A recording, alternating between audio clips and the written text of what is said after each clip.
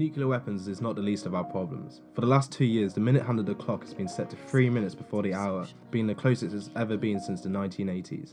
Because of all the recent events that's been happening, like the rise of ISIS and the possible Cold War between the US and Russia. Some people believe it's just a sad prediction made by a group of scientists who have way too much time on their hands.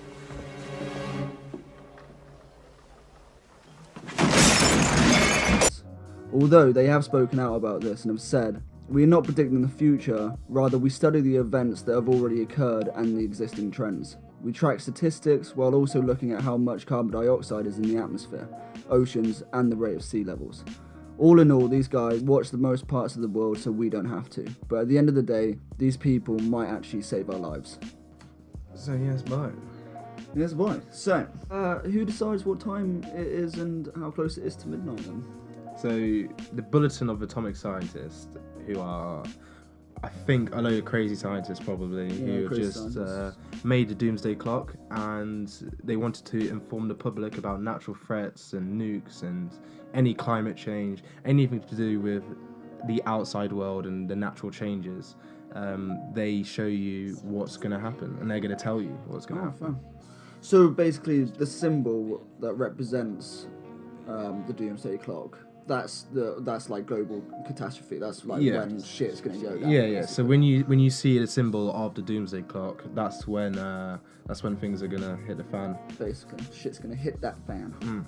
All day. So when has it moved and what for? So we'll start at the beginning. 1947. It was 7 minutes to midnight, and it was its first appearance for the whole world to see what the Doomsday Clock is about and what it is, and you know. Okay, so that was when the world population reached 4 billion. Oh yeah, so in that time, in that year, the world population reached 4 billion, which is freaking crazy, at 1947. And now you think it's at 7 billion, nearly 8 billion. Yeah, 8 billion now, and that's it's pretty much doubled since 1947. Exactly. And then also there was outbreaks of the largest tornadoes in the world, which had 24 tornadoes between 10 states in America, which is absolutely crazy. Yeah, that's insane. That's never been done before, and yeah.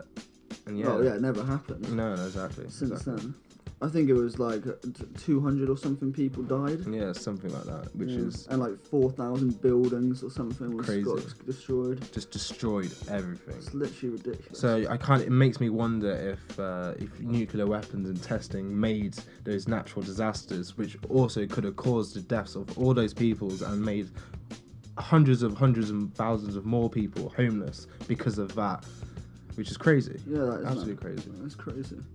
So then in 1949, it was 3 minutes to midnight, and that was when the Soviet Union were testing nuclear weapons. Yes, so the Soviet Union that's when they made the atomic bomb, and obviously as soon as they made the atomic bomb, obviously the Doomsday Clock's going to get closer, because that could cause chaos. Could cause chaos. Catastrophe. And no one knew what was going to happen after that atomic bomb was made.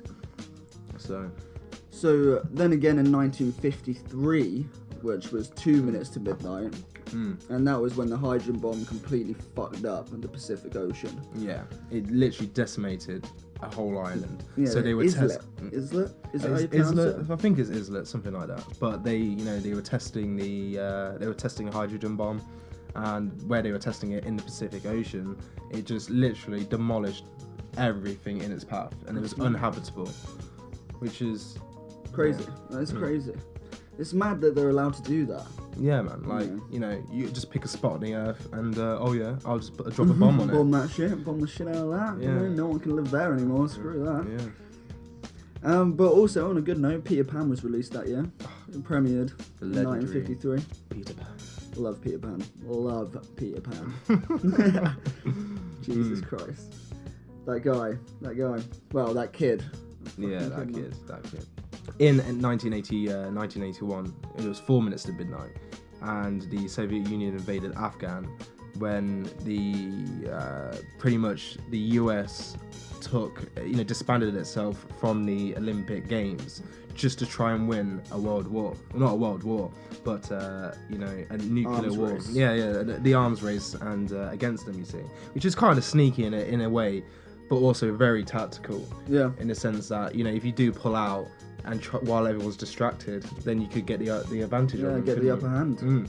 But at the same time, if you're gonna win a war, then you can't play in the Olympics. You can't play in the Olympics, mate. Simple as that. You can't play in the Olympics, which works out quite well. But did it? Probably not, mate. That is crazy. That's crazy. Bob Marley died that year of cancer. Yeah, we lost a hero, a legend, a man, a myth. Now the legend. It's ridiculous. That is ridiculous. So, in 1984, where the Doomsday Clock moved again, it was the first pre-World War arms race. So it was the first ever arms race which was ever been done, and that caused So basically, every country cut communication between everyone. What? Yeah, because it was I don't know why. Obviously, it's an arms race, and it's a race to obviously get the biggest missiles. And in order to do that, you got to cut ties with everyone without spying on each other. Yeah. Because there was spies spying on, US spying on Russia, Russia spying on on each other, and everyone was going crazy and a bit paranoid. And so they cut off communications between everyone and ties just for a certain amount of time while the arms race was going. Oh shit. At the same time, Iran accused Iraq of using chemical weapons, and the United Nations then condemned that 25 days later. So in 2015, there was a 7.8 magnitude earthquake in Nepal, and that basically killed 8,857 people. And throughout the whole of Asia, it totaled to be 9,180 individuals. Jesus fucking which Christ. is ridiculous. That's crazy. It's a natural disaster. Yeah, just basically God saying "fuck you guys." So then we come down to 2017. The year of the fucking millennia. Oh my God, what year has it been already? It's not even the end of the year yet. We haven't got halfway through the year. I know. Literally, at that point, the Doomsday Clock ticked to 2.5 minutes to midnight, which is the closest it's ever been. Mm-hmm. And why, Dylan? Donald fucking Trump. Donald Trump. Nearly messed everything up. Just pulled the best Trump card ever. Yeah, 99 superpower moves, mate. Yeah, fucking love Trumps as well, mate. God, and he's just ruined it for me. See, the thing is, I don't know about the guy. The guy is obviously smart. Yeah, right? he's a smart guy. I'm sorry, but he's gone from real estate to being a president.